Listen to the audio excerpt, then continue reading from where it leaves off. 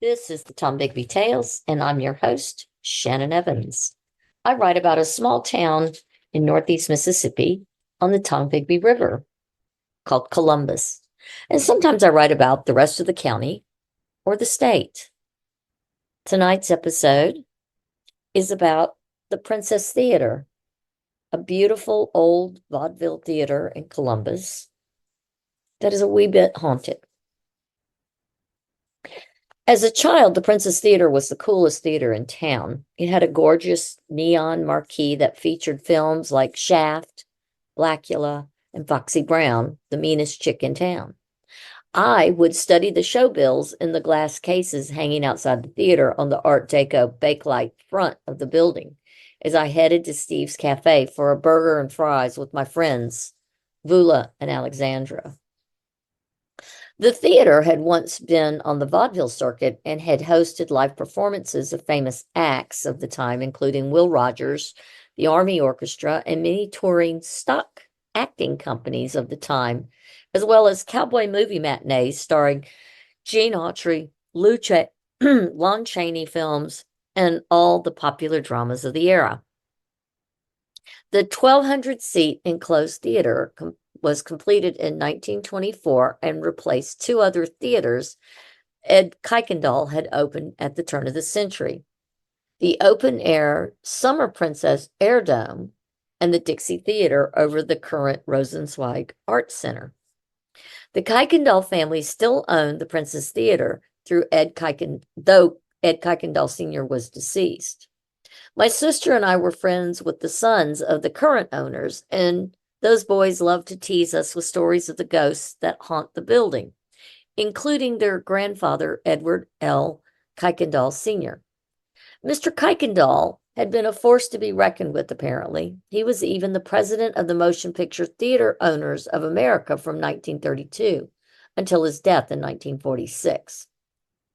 I remember as a small child seeing a photo of him in the Kuykendall house, smiling next to the MGM lion, and thought he was the bravest man in the world.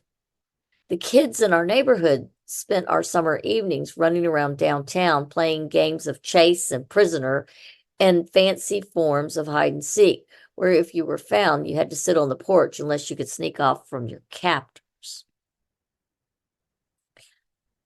It was a gloriously complicated, fun way for all us kids aged 10 and up to 17 or 18 years old to spend our evenings outside, since our homes had little to no air conditioning in the 1970s. What little air conditioning there was usually in your parents' bedroom.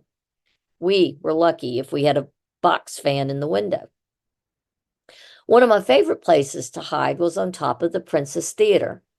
My friends Helen and Laurie would quietly, as 10-year-olds could be, ascended the double set of metal fire escape stairs that took us to the top of the building.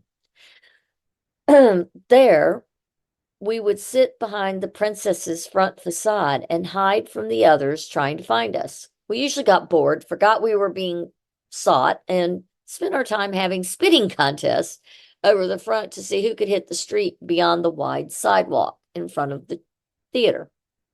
Other times we just admired the fancy outfits of the young couples arriving to the theater. They arrived in bell bottoms, midi or maxi dresses, peasant blouses, and ponchos. It was the early 70s, after all.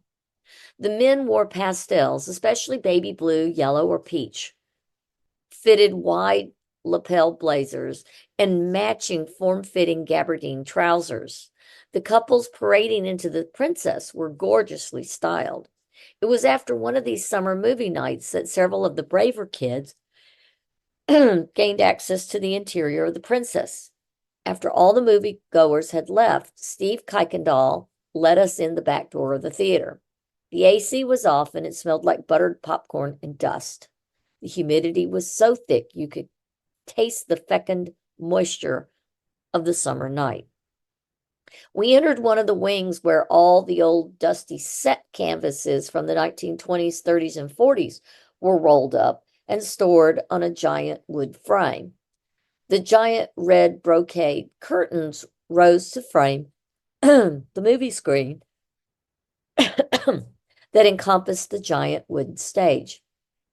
I stared up into the catwalk above with coiled ropes and large lights.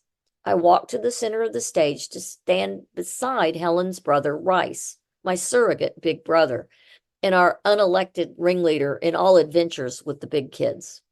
We looked across the now dark theater. There was a light on in the projection room above. Huh, said Steve. I know I saw her leave, he muttered. Steve went down the stage steps to find his way in the dark to the projection room. As he was crossing the theater's floor, Rice and I saw a man in a light-colored 1920s to 30s style suit and tie lean out of a side balcony and stare down at us. A bit of light reflected off his bald head, but he clearly was watching us, and then he just dissolved right before our eyes. A cold air swept over that smelled faintly of lilac and stale tobacco. A chilblain swept up and down my spine, and I shivered, despite it being July in Mississippi. Did you see that? Asked Rice. His normally baritone voice broke just a little. You mean the man that just melted? Yeah. I stepped closer to Rice, ready to spring back for the safety of the front porch back home. That's just Grandpa, Steve called from the dark interior of the theater. We heard him open a door and saw a light glow from the stairs leading to the projection room and the larger balcony. I thought your grandfather was dead, Rice's voice boomed into the abyss. Steve emerged on the upper balcony and opened the projection room door. He is, since 1946. Steve was nonplussed about everything in his life, so why not be unfazed by the apparition of his grandfather to his friends illegally entering the theater that he had built? Steve stepped in the projection room and motioned for us to come up. I hung onto Rice's Leonard Skinner t-shirt and followed him up the stairs. We climbed to the top and joined Steve in the projection room. A modern double projector was pointed towards the screen over the stage. The walls were covered in cowboy movie posters from an era gone by. In the corner of the room was a massive old steel camera. Is that from the old days? I asked, moving to look at the dust-covered camera on its tripod. Yeah, said Steve. It's one of the first of its kind in Mississippi for the talkies. Apparently, my grandfather was all about state-of-the-art movie theaters in his day. Steve walked over to the open door, pushed it shut, exposing a doorless cupboard with slots for reels and posters. He pulled out several posters so old they were brown-edged and flaking. These have been here for years. Steve turned to show them to us. His eyes grew large and he dropped the poster. I turned around to see what Steve was staring at, and behind the projector was a form of a man, or rather the upper half of a man, but even that half of his body was not complete. It was transparent. We could see the wall behind him and the Roy Rogers and Dale Evans movie posters thumbtacked to the wall behind the projector through his body. Steve grabbed the door, threw it open, and scrambled down the stairs with Rice on his heels and me close behind. We ran as fast as we could down the aisle to the stage, sprinted up the stairs, across the slippery wood stage, and out the back door. Rice pulled me out the door and slammed it shut, afraid whatever we had seen would follow us into the summer night. Steve, a rather large-framed teen with jet black hair and rosy cheeks, was completely devoid of color at this time. He heaved himself upright, looked down the alleyway toward the Glovers' driveway and the light in their kitchen. We all three took off running toward the light and made our way back to the front porch where the rest of the kids were hanging out. Y'all see anything interesting? Our friend Paul asked. Paul was the ultimate of the cool kids. He had almost waist-length hair. He kept pristinely clean and brushed and in a ponytail. If I told you, you'd never believe us, Rice said. I'm going in. See y'all tomorrow. He turned and went inside, something unusual for him to do this early in the evening.